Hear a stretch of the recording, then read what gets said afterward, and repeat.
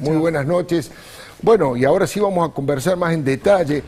Yo quería correrme un poquito de la política específica, de toda esta experiencia que ha hecho. Es la primera campaña electoral que hace en su vida, doctor. Ha hecho de todo, cosas vinculadas, complejísimas desde el punto de vista intelectual, el cerebro, estudiar en el exterior, pero esta recorrida por el corazón de la provincia de Buenos Aires.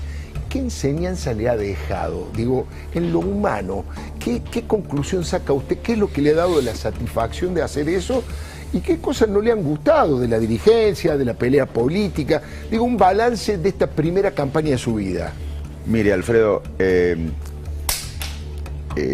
usted sabe que en la Argentina hubo seres como Favaloro, que usted admira, y bueno, uno cuando toma esta decisión piensa en...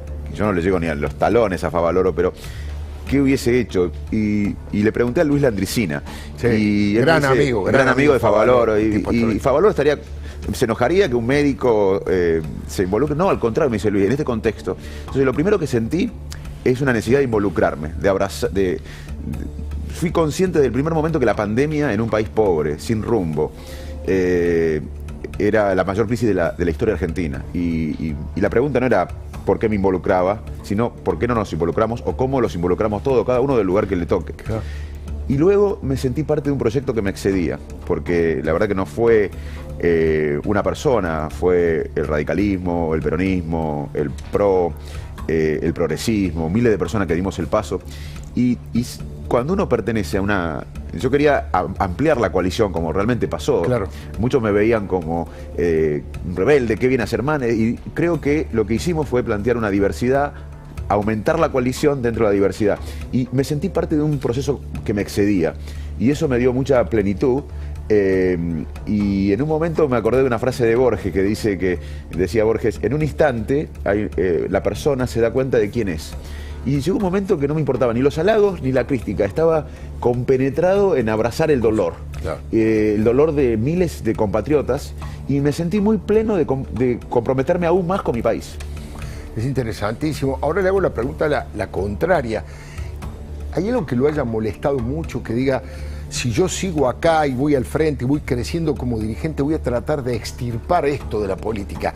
Un disvalor, algo que le parezca que hay que correr de la política, que lo haya descubierto ahora, que lo haya conocido de antes, ¿no? Sí, es como una impotencia de ver un país que tiene una enorme... Unas posibilidades tremendas. Tremendo. Y no tiene conflictos bélicos, no tenemos desastres climáticos como estamos viendo en nuestra parte del mundo, tenemos recursos naturales, creatividad.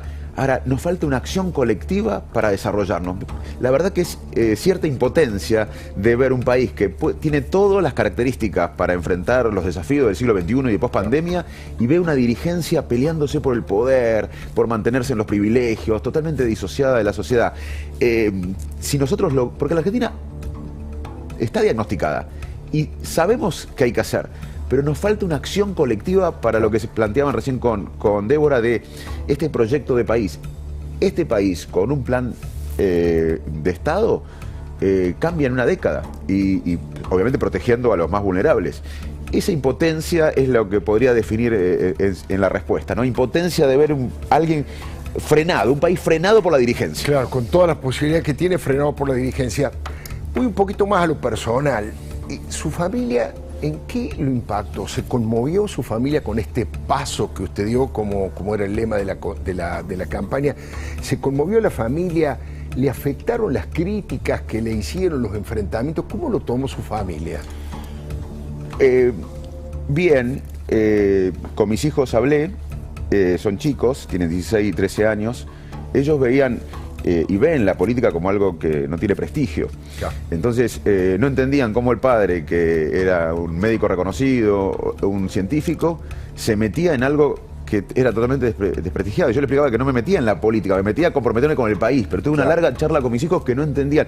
Lamentablemente, los chicos hoy no creen en la política. Bueno, lo que la mayoría de los jóvenes, ¿no? No creen. Muchos jóvenes, por lo menos. Y ahí fue el mayor desafío con mis hijos, Mi mujer lo entendió, me conoció con ganas.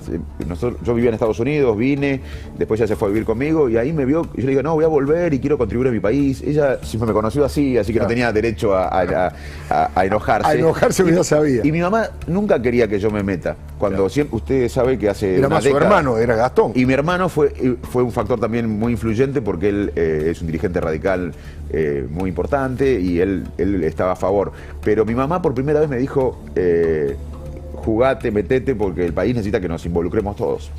Estaba pensando, ayer lo tratamos aquí en el programa, ¿usted tiene algún temor de que haya fraude, de que haya, o si no una fraude brutal, trampas electorales? ¿Cómo está tomando Juntos por el Cambio? Veo que han hecho un comité para custodiar eso, que el diputado de Marchi está llamando a las denuncias. Ayer Ricardo López Murphy, ahí en su lugar, dijo que todos los dirigentes iban a ser fiscales, cosa que después no sé si iba a ser así, pero él planteó que todos los candidatos sean fiscales directamente también, ¿no? Bueno, para dar el ejemplo. Yo durante la campaña planteé que tenemos que enfrentar al modelo Santa Cruz o al modelo Formosa, donde hay una provincia rica con pocos habitantes, 300.000, una provincia rica en una costa marítima, en recursos minerales, en turismo internacional. Sin embargo, el Estado persigue a la prensa, persigue a la oposición. Hay un sistema electoral que siempre permite que gane el kirchnerismo, aunque... Bueno, sí, la ley de lemas, ¿no? Exactamente. Y además hay una justicia adicta.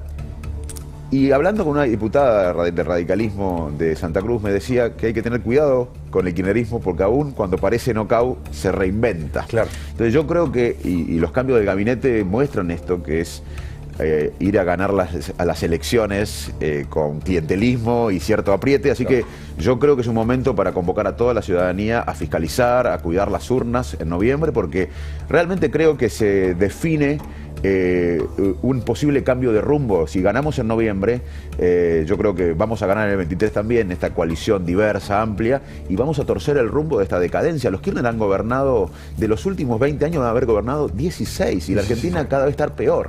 Entonces, para cambiar este rumbo tenemos que cuidar las urnas en noviembre.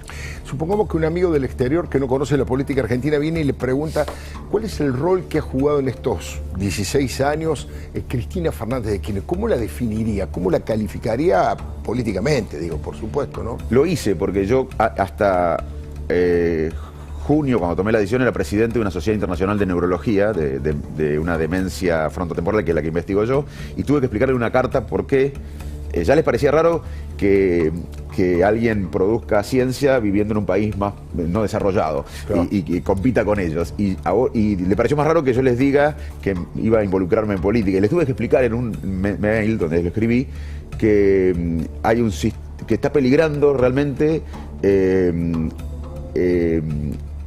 la república en la Argentina, la democracia, la prosperidad, y yo creo que el kirchnerismo ha sido parte importante de esta decadencia de los últimos años. Por eso no vamos a poder resolver los desafíos del siglo XXI post pandemia con las mismas prácticas de siempre y los mismos de siempre. Entonces, justamente en el mail ese le decía, no vamos a poder resolver esto con los mismos de siempre, tenemos que involucrarnos, me toca involucrarme. Así que lo hice. Esa pregunta imaginaria fue realidad hace unos meses cuando tuve que explicarle a mis colegas internacionales por qué me metía. Porque lamentablemente yo veo que están, como recién se mencionaba, los mismos de siempre, de hace décadas gobernando. Aníbal Fernández está desde la época de Duhalde. Con Rucauf. Exactamente. Entonces, ¿cómo vamos a cambiar la decadencia crónica de siempre con las fórmulas de siempre y los mismos de siempre? Le quería pedir a Débora si tenía una pregunta para Facundo Manes, por supuesto. Por supuesto, recién estaban hablando, vos le preguntabas por el tema de las trampas y demás, pero quería ir a un aspecto de esa pregunta que recién esbozaba Facundo respecto del cambio de época, porque una son las trampas que de alguna manera se neutralizan con la fiscalización, pero hay otro costado que es el clientelar o la idea de que los sectores populares pueden ir atados a una dádiva o un favor, una contraprestación a cambio del voto. Ese cambio de época, ¿en qué lo advertís, Facundo, respecto de, no sé, el acceso a la tecnología, la transversalidad que implica tener información en todos los sectores sociales? Débora, si uno ve la historia de las pandemias en la humanidad, siempre han cambiado la mentalidad de la época. en todo el mundo y en toda la historia. O sea, son un quiebre y un comienzo. Un quiebre. O sea, las pandemias nos cambian. O sea, que esto no vamos a escapar en la Argentina, claro, a un cambio. Podemos salir mejores o peores. Yo donde vi un cambio fundamental en el conurbano y en los sectores más vulnerables es que se metieron con los chicos. Claro. Muchos padres decían, bueno, yo ya estoy resignado, lamentablemente mi vida no va a cambiar, pero a través de la educación quiero que mis hijos vivan mejor. Claro. Y este gobierno, al manejar tan desastrosamente la pandemia y la educación en particular, se metió con los hijos de las familias vulnerables. Y ahí hubo un corte. Yo creo que es clave ese tema, ¿no? Sí, para mí. En los más pobres, porque no fueron a la escuela y tenían que estar en la calle, tenían que estar hacinados en muchos sectores humildes. Y en los sectores medios altos, porque empezaron a crecer la idea de que se querían ir del país. Totalmente. El tema educativo y el impacto psicológico. Claro. Mira, la salud, la definición de salud por la Organización Mundial de la Salud es el bienestar físico, mental y social. Acá se habló solamente de la salud física y no se puede separar la salud física de la salud mental. El impacto psicológico de la pandemia va a durar más que la pandemia. Que ya que estamos, digo que la pandemia no terminó. No terminó. Y no se puede decir desde un gobierno que se termina la pandemia como se quiso manifestar. Pero la respuesta de la salud mental que no se habló debió ser tan importante como la vacunación. Y un país depresivo, un país estresado, un país frustrado, ¿cómo se va a recuperar económicamente además? Claro. Claro, es tremendo. Manuel Adorni justo acaba de darte el pie porque dice, ¿cómo se va a recuperar económicamente un país? No sé si querés hacer una pregunta de economía, de lo que quieras, Manuel. No, ¿qué tal, Facundo? Hola, Manuel. Un gusto poder hacerte una pregunta. No, quería saber cuál es tu, ya que sos un estudioso del cerebro y de las reacciones humanas, me gustaría saber cuál es tu opinión del por qué crees que Santilli, una persona que viene o que está relacionada con la capital federal y no con la provincia de Buenos Aires, en la interna sacó más votos que vos.